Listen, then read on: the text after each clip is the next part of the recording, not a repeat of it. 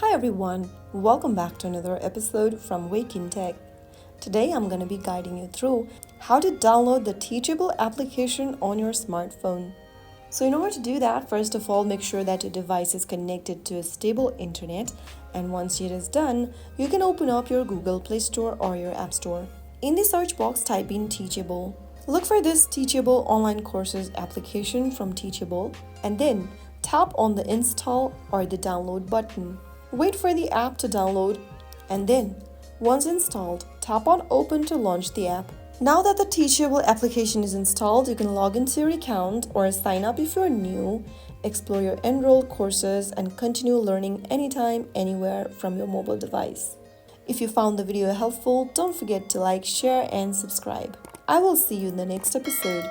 Thank you for watching.